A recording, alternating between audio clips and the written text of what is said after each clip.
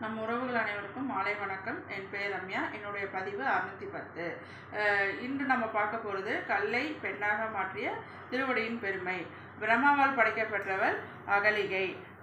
இயல்பாகவே பேரழகு வாய்ந்தவள். இந்த பேரழகு மிக்கவள். இந்திரனும் கௌதம முனிவரும் ஆசைப்பட்டனர். உடனே பிரம்மா வந்து இருவரும் ஆசைப்படுகின்றன, உங்கள் இருவருக்குமே ஒரு போட்டி வைக்கிறேன்.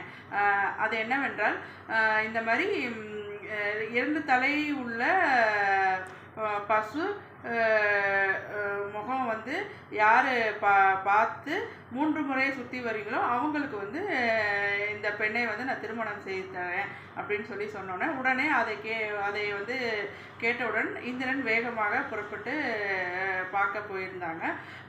ஆனால் இது கௌதம முனிவர் மட்டும் அதை யோசித்து இது வந்து கொண்டிருந்தப்ப நாரதன் என்பவர் வந்து பார்த்துட்டு, நீங்கள் ஒன்றும் கவலைப்படாத, இது மாதிரி இருக்கிறத நம்ம இங்கே பார்க்கலான்னு சொல்லி பேசி கொண்டு இருக்கும்போது அவர் பக்கத்திலேயே வந்து ஒரு பசு வந்து கன்று ஈண்டெடுக்கும் போது தலை முன்பக்கமும் பசுவின் தலையும் பின்பக்கமும் கன்றோட தலையை இருந்து பார்த்து சொல்லி வியப்பாக சொன்னோன்னே, இதுவே வந்து எனக்கு வந்து இதாக இருக்குது அப்படின்னு சொல்லி பார்த்து 3 முறை சுற்றி வந்து நாரதனோட சாட்சியோட பிரம்மா கிட்ட கூறி அகலிகையை மனம் முடிக்க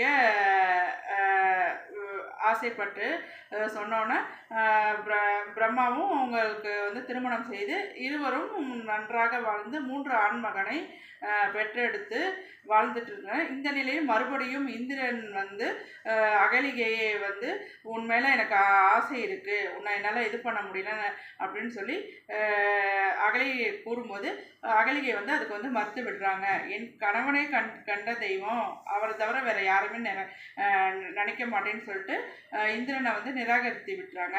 ஆனாலும் இந்திரனுக்கு வந்து எப்படியாவது அகலியை அடைந்து வேண்டும் சொல்லிட்டு தன்னோட தந்திரத்தால் அவரை வந்து கௌதம முனிவர் மாதிரி உருவம் எடுத்து அகலிகையோட அடைந்து விடுறாங்க. அடைந்து விட்டு வெளியே வரும்போது கௌதம முனிவர் வந்து பார்த்து, யார் நீன்னு கேட்டப்ப இந்திரன் என்பதை அவரும் தெரிந்து சாப விடுறார். நீ எதற்கு ஆசைப்பட்டியோ அதுக்கே வந்து அதே மாதிரி உன் உடம்புல வந்து 1000 உறுப்புகளை வந்து இது பண்ணேன்னு சொல்லி சாப விடுறாங்க.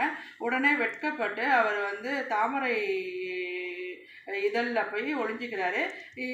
இதே மாதிரி அகலிகைக்கும் வந்து சாப விட்டுறாங்க. உனக்கு வந்து தன் கணவன் யாரு இருக்குன்னு தெரியாம கூட வேற ஒரு ஆணை வந்து நீ தொட்டுட்ட அப்படின்னு சொன்னோன்னா அவளுக்கும் சாப விடுறாங்க. நீ கல்லாக மாறு அப்படின்னு சொல்லி சாப விட்டுறாங்க. அவள் உடனே மன்னிப்பு, எனக்கு இதுக்கு வந்து மன்னிப்பு இல்லையா அப்படின்னு சொல்லி கேட்கப்ப உடனே கௌதம முனிவர் சொல்றாரு, நீ வந்து ராமரோட காலடி வந்து பாதம் ஒன்று உனக்கு பட்டுச்சுன்னா நீ வந்து திரும்ப மறுபடியும் பெண்ணாக வருவ, ஆனால் அதுக்கு நீ வந்து சில நாட்கள் காத்திருக்கணும் அப்படின்னு சொல்லிட்டு அவர் இமயமலைக்கு போயிடுறாரு. உடனே வந்து ராமனும் லக்ஷ்மணும் விஸ்வாமித்திரனும் மிதுளை வந்துட்டு இருக்கப்ப அங்கே ஒரு கல் இருக்கிறதை பார்த்து ராமன் வந்து ஆச்சரியமாக கேட்டாங்க.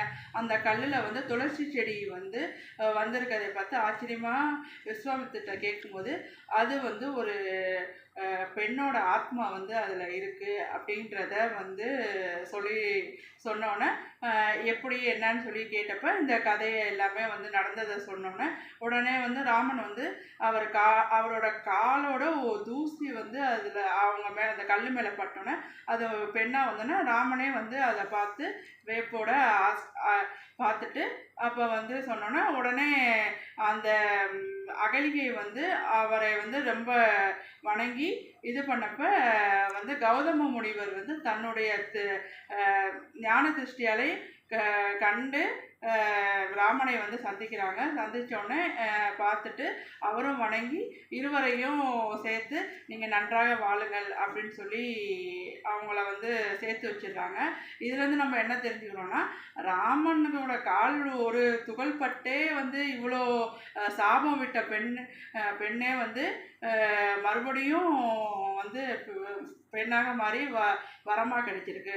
அதே மாதிரி தான் நமக்கும் வந்து ராமரோட பாதத்தை பாதத்தை தொட்டு வணங்கினா நமக்கும் இந்த மாதிரி எல்லா வித நன்மைகளும் கிடைக்கும். ராமஜெயம். நன்றி, வணக்கம்.